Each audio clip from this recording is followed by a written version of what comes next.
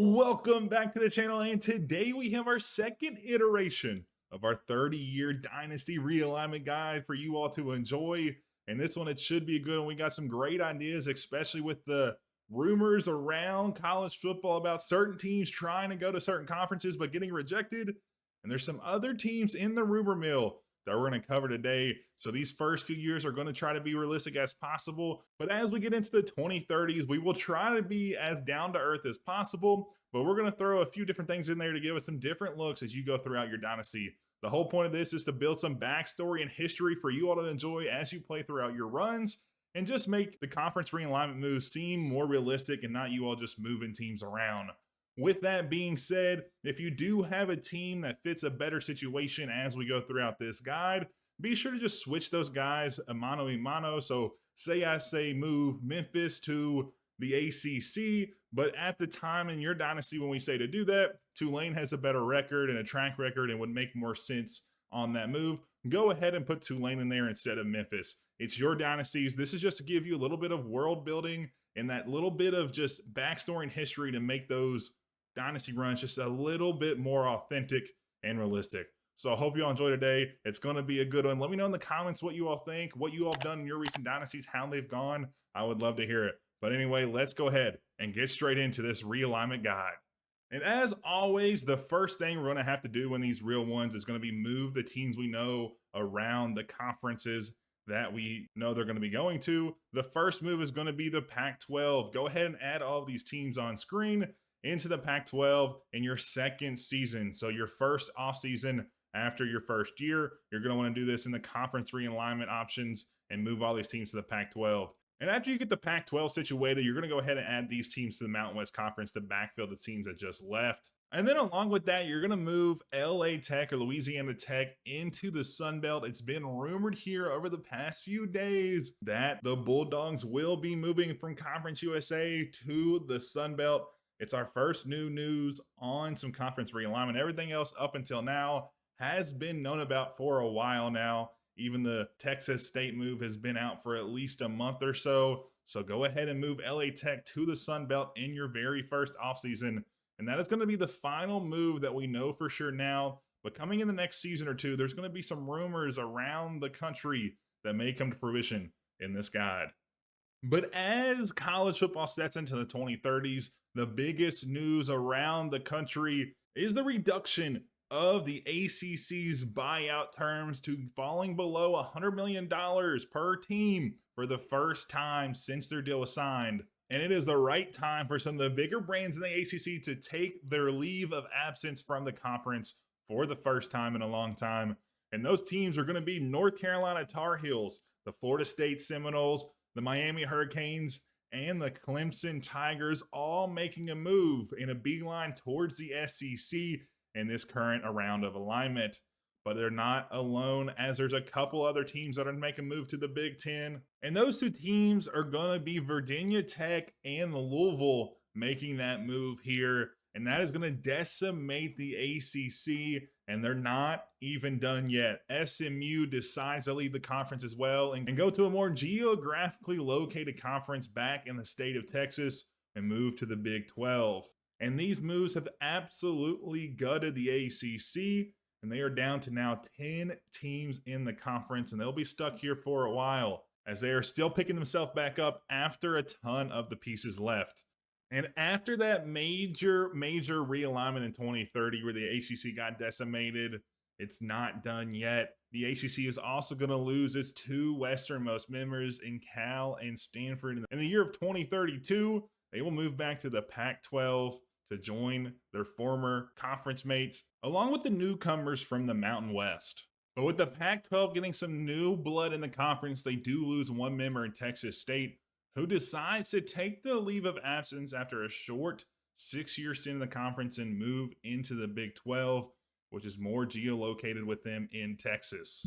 And to finish off the 2032 season, we see UConn make the move to the MAC to join some of the Northeast schools, Buffalo and UMass, that are kind of on the same playing field as them in football. This is going to be a football-only move. Their basketball team will still remain in the Big East. Not that that really matters for college football 26, but I always have a ton of comments commenting about why UConn would ever move with their basketball team being so good. And now it stands the ACC at 8 teams, their lowest number since the 1900s. And they're going to have to go back to the drawing board to see if they're going to be able to scrape some teams from the smaller conferences. But with being so small now, some of those teams may not see them as a power conference they once were. And in the summer of 2036, the ACC had a choice to make. Would they fall to the wayside and move down to a group conference, or would they fight back, go through a never before seen path to getting monies to pay teams down the road to join the conference? And they took the latter option and they joined forces with a couple private equity companies, finally make some deals and hopefully bring some teams in from other power conferences and bring some teams back, hopefully, and build this conference that was once at the top of college football in the early 2000s back to the limelight. And with the new influx of money, the ACC went after a Big 12 team, and that Big 12 team is going to be UCF. The Knights are kind of out of the way for the Big 12, and with the new big paycheck in their bank account, they decided to join forces with the ACC and go to a conference that was more located with them. Along with them, the ACC is going to go to the smaller conferences, and they're going to go ahead and steal USF from the American Conference. Their raid on the American Conference doesn't end there, though. They're going to snag 2 more teams at this time, and one of the teams is going to be Memphis. The Tigers, once upon a time, were offering a ton of money to join the Big 12, but now they are getting offered a bag to join the ACC, and they will do so. And the last team to join the ACC is going to be the Tulane Green Wave, and they will round out the conference to a nice, well-rounded 12 teams and hopefully bring this conference back to the limelight down the road. But in 2036, we're not done yet. The Big 12 went to an odd number after losing UCF to the ACC. So they went and paid a bag to UTSA to bring them into the conference and get them back to a whole number of 18. And they're looking to expand more. We have 2 conferences now, the Big 10 and the SEC, that are at 20 teams total. And the Big 12 feels a little bit left out. They're the stepping stone between the group conferences and the Power 2.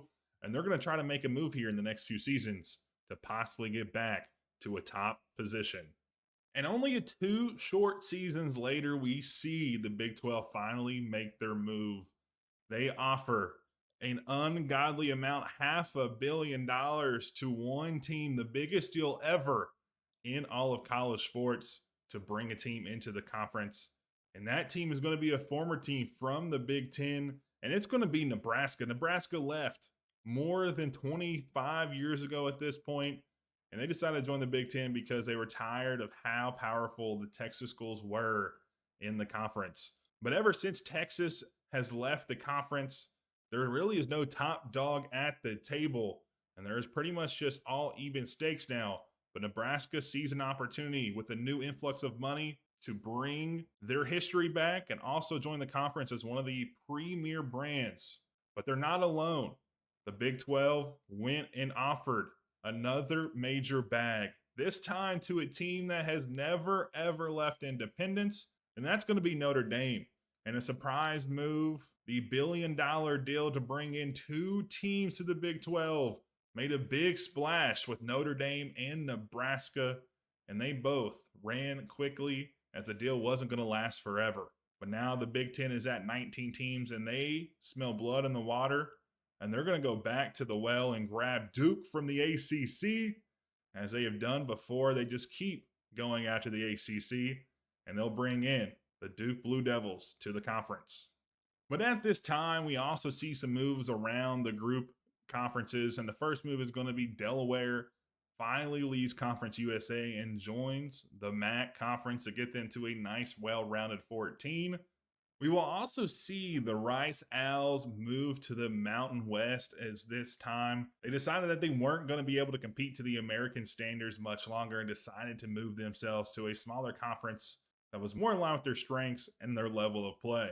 And the last 2 moves as the App State Mountaineers move to the ACC to give them another team on the coast, or the East Coast, not necessarily the coast. And then the Troy Trojans move into The American Conference replaced the Owls as they moved out. But a little ways down the road, we will see in the summer of 2044, some more infighting has been brought back to the Big 12. After the $1 billion offer split between Nebraska and Notre Dame to pick bigger brands up for the conference, some teams that were kind of out of the way and on the outskirts of the conference's base weren't too happy with this move. Both Cincinnati and West Virginia were vocally upset with this move to bring in more Midwest teams. So they decided, after years in this conference with not the most success and with having a conference in their backyard that they can move into that is flush with money from private equity, they decided to move to the ACC. So the Bearcats and the Mountaineers will join the ACC at this time, bring the conference to 14, its largest amount since it got decimated in the early 2030s. And at this time, the Pac-12 thought the time was right, and finally, the Nevada schools, both Nevada Wolfpack and UNLV, have both decided to move from the conference into the Pac-12. That will bring the team at odd 13. But they are not done yet, as they will also pick up San Jose State, taking the last California team from the conference and moving the Mountain West down to a total of 7 teams. And to keep things afloat at this time, Mountain West will extend an invite to New Mexico State to get them back to a manageable 8 teams and stay afloat as a conference in the FBS. But only a quick 2 seasons later, the Big 12 will be on the offensive again in the summer of 2046, and they're going to go and grab North Texas from the American Conference, and they are building what is seeming to be a strong Texas-based conference, as they have most of the teams based in the state now within the conference's walls. But their next team to bring them back to a total of 20 is not going to be a team from Texas. They're going to go to a state they used to have a team in a former market, and that's going to be Arkansas. And they're going to go grab the Red Wolves from Arkansas State and put them into the conference to get them to a total of 20 teams. And along with this, the ACC also smells blood in the water once again, and they're going to go grab Marshall from the Sun Belt along with Charlotte 49ers, and they're going to add them to the conference to get them to a nice 16-team conference. And they have been building up for this last decade or so, and they seem to be a conference that is on the edge, maybe not to the level of the Big 12, but a step below, but they definitely have separated themselves from the group of 5. And a handful of years later, in 2052, there's not a ton of moves at this point, but the one move that does happen, or the 2 moves that do happen, is the ACC once again going after some teams on the East Coast, and Delaware will move to the ACC to give them their 17th team. And then the Buffalo Bulls will also leave the MAC and head to the ACC, bumping them up to the 18 teams for the first time in their history. As the MAC kind of got decimated by the ACC, UConn and UMass decided to go back to independence, finding that independence suits them more for their football programs than it has in past seasons.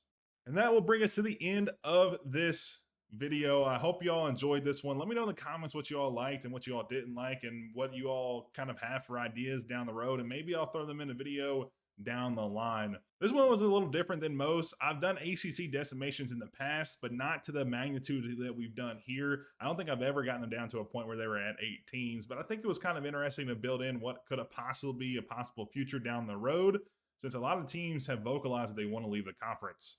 So I hope you all enjoyed. Let me know in the comments what y'all did and what you didn't, and maybe down the road I might include some ideas from you all, so clue them down below. Leave a like on the video if you all enjoyed today, and then hit that subscribe button if you're not subscribed. I would appreciate that a ton. It helps us grow and continue to promote these videos to those people out on YouTube that may want to watch it but just haven't been shown it yet. So I hope you all enjoyed today, and as always, I'll catch you all in the next one. And a huge shout out to Chris, our very first premium channel member. Thanks for all your support, man. It's really appreciated.